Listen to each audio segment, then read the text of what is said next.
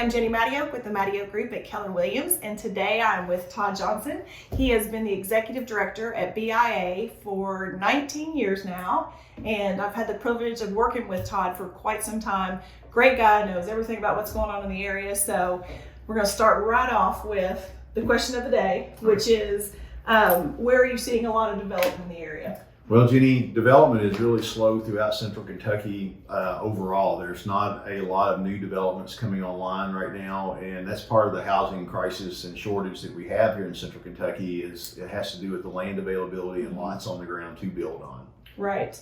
So what are some of the obstacles to the land development and not having lots? Yeah, so it's not universal throughout the central Kentucky, but some of the issues like in Fayette County is just the actual availability of land to develop that's available to the market for the developer to buy and put under development for lots. Scott County has a set of issues that deals with their sewers right now. They basically have a moratorium in place for any new developments. There's a waiting list because of their sewer capacity issue. They're working on it. They've been pretty proactive there in Georgetown about getting on top of this, but we're still looking at probably the end of 23 to the beginning of 24 before that eases up any. Wow. What about over in Clark County? Clark County, there's not a lot of development going on over there. I know some of our developers hold land there that's probably being considered for development right now just because of what's going on in the region. Winchester is a great community, and Clark County, those guys over there have been very open to development in the past and currently. Okay. And then Madison County had some good news recently. Yeah, so quite a bit of land is going through or just gone through the development process in Madison County. So we're expecting a lot of more land to become developed down there for housing here in the near future. Awesome. Yeah, I know Fayette County's always been blocked in with you can't subdivide anything under 40 acres, and then you have the urban service area. So there's a lot of stumbling blocks there as well. So kind of hope to do some infill and things like that with whatever little bits left. Yeah, we just got to get the market to like that. Yeah, exactly.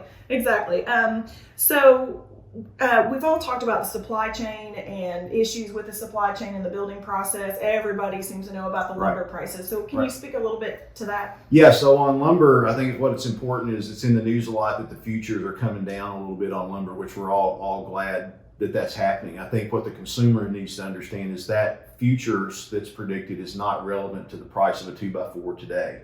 So we're still at a pretty high level. It's come down some. It's actually hitting the market and predicted to come down a little bit more in the future. But as a consumer, they need to understand that those prices are still quite elevated today.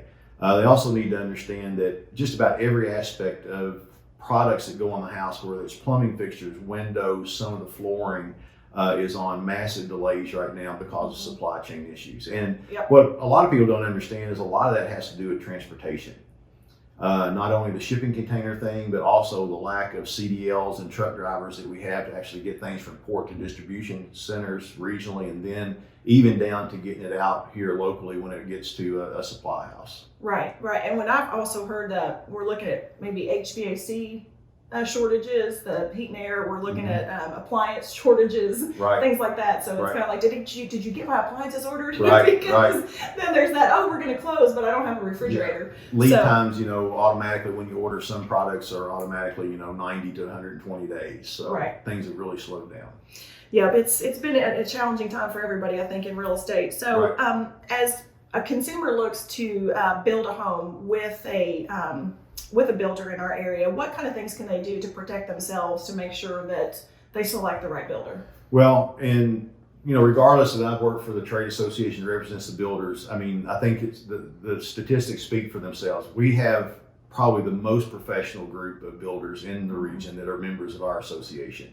And we've got over 100 of them that are here. We've had the majority of them that build the majority of the houses, but you just can't pay a check to be a member here. We vet the members when they come in. We require continuing education.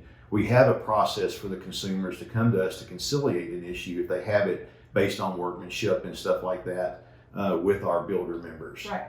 Yep. I think that, just representing a a builder or two, I think that's always something really critical to consider, because you hope that you don't have problems, but Right. if you do, at least you have a source to go to resolve it. Yeah, and most of the complaints that we do get calling in from our office from consumers, unfortunately, they're not members. Well, I guess fortunately they aren't members, but unfortunately for the consumer, they're not members, and we can't really do anything about that. Yeah. So last question I want to ask you is, you all have a trade school. So can you tell us a little bit about the trade school here and what you all are trying to accomplish with that? Yeah, absolutely. We started the Building Institute of Central Kentucky, which is our trade school, in 2014 in response to the labor shortage we have, which is another thing that's kind of, across the country that we're dealing with in the housing industry. So we provide an accelerated path to licensure for plumbing, HVAC, and electric. We graduated over 100 students. We have this set up employer-centric, where the kids can work. I call them all kids. Our students can work during the day for our members and go to school at night, and it's accelerated path to their journeyman's license. So we're all approved through the state and work cooperatively with them and everything toward the journeyman's license. Do you have any idea of the average age? Probably 24. 24? Yeah, I would say 24 is about the average. We've had them as old as 60 and as young as, like 19. Oh, wow. But I'd say probably that the average is probably 24. So we joked, how do you get your kid out of your basement? That's right. Get him in the trade school. Yeah, I think that's one thing parents, we find there's so much of a push in the public schools and private schools, high school and things like that, to go to college. It's the only option you really ever hear. And, over 60% of the kids that graduate in Kentucky go to college, but 60% of them don't make it. Mm-hmm. So you've got a huge percentage of our kids that are graduating from high school every year because they don't know what to do ultimately. I mean, the trades are so easy to get into, and it's a low cost compared to the tuition you're paying at college. Right. And the opportunity to own your own business is never greater in America than in the trades right now. Right. And we've proven we're recession proof because we were deemed necessary, because we're providing housing for our community. We're providing repairs to your HVAC system, your plumbing systems, and things like that.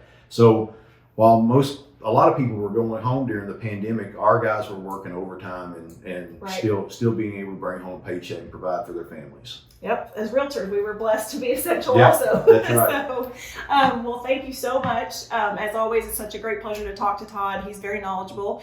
And if you have any questions about buying and building or selling a home, give me a call and I'd love to help. Thanks.